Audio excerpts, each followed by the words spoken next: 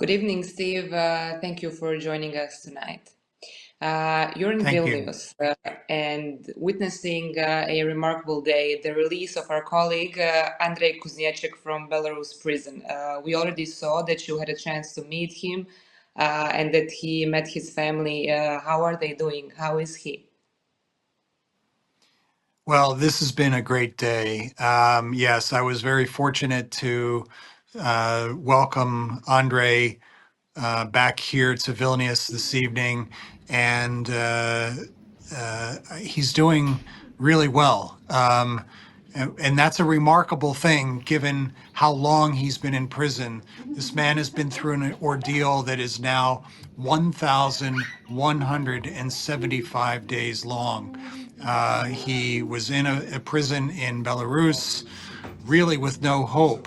And were it not for the really determined actions of the Trump administration and some dedicated US diplomats, I'm not sure that this day ever would have happened. What was your reaction when you got the news that he will be released? We have been hearing positive reports now for about a week, and we were aware that there were negotiations and talks underway.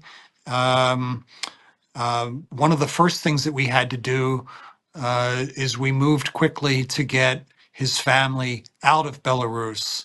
So that was something that we did very quietly in conjunction with the US and Lithuanian officials earlier this week.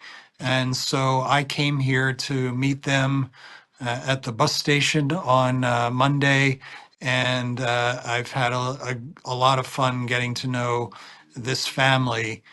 And we've been doing, what any people would do, just getting to know each other. And You mentioned this briefly, but could you walk us through the effort that led to Andrei's release? What role did RFE, the US administration, and the international partners played here?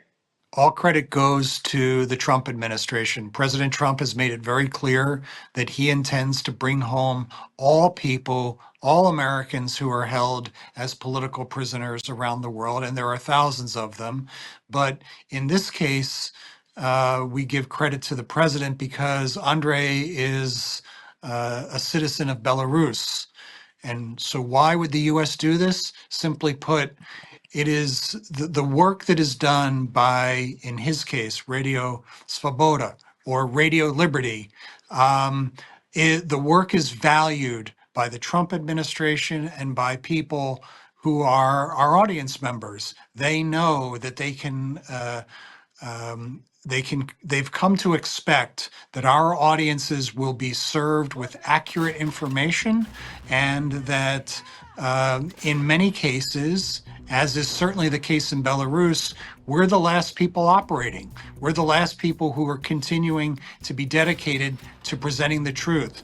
In many ways, our people, everyone who works for RFERL, are on democracy's front lines. And that's why I believe the administration has taken this extraordinary move tonight, and we really are very grateful for their acts.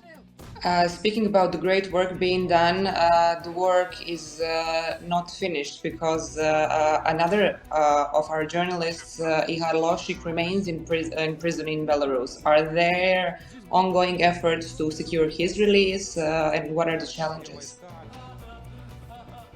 It's beyond time for Ihar Loshik to come home, and we look forward to that day. I can tell you that we've had assurances from top U.S. officials that this is their priority as well, and they will continue to work to secure the release. I want to say something important about the effort to bring home both Ihar and Andrei. This was not an exchange. This was not a trade. This was the release of 3 individuals today that was arranged by the Trump administration. And this was not a swap. This is something that is very, very important for everybody to understand. But an American citizen, a Belarus political activist, and now a journalism who works for a US-funded organization, in this case, Andrey Kuznechyk.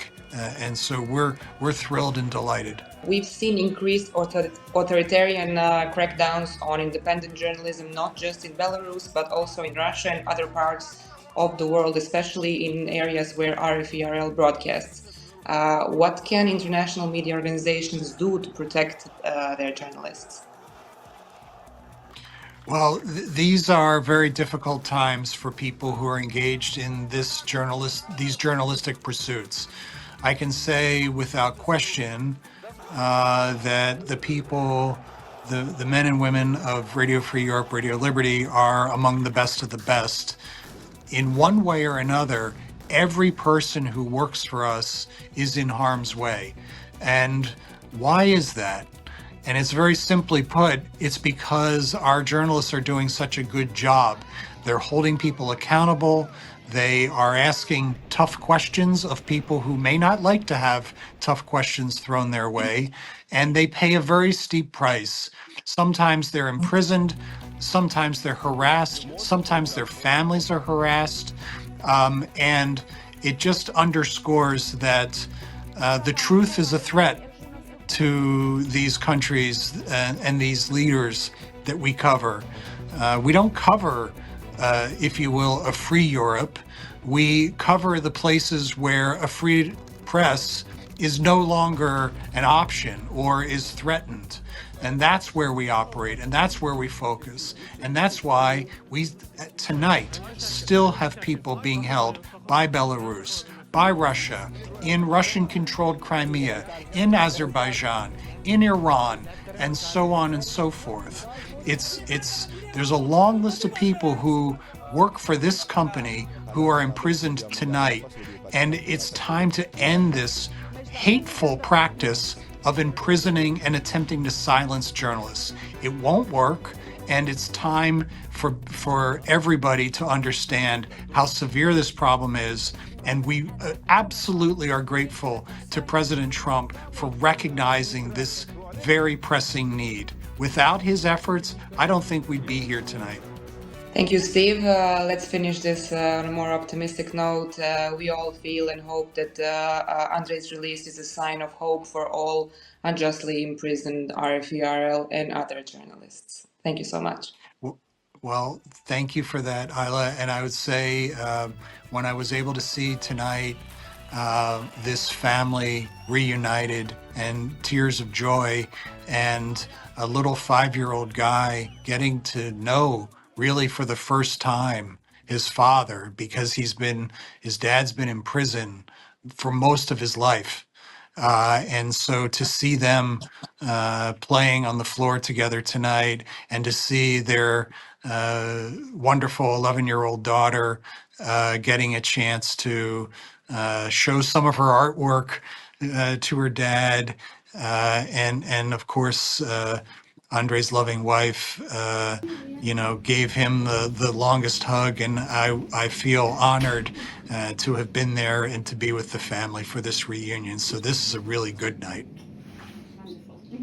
Thank you. Enjoy the rest of the evening. Thank you.